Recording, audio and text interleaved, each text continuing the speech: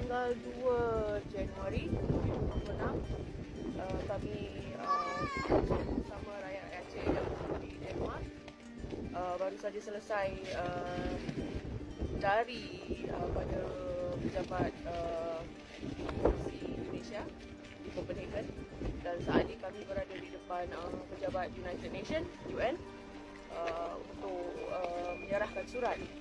tentang krisis Aceh yang Aceh sekarang dari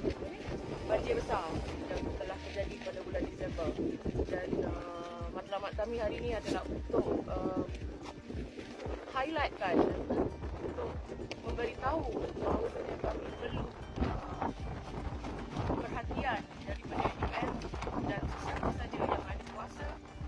untuk rakyat Aceh dan juga Sumatera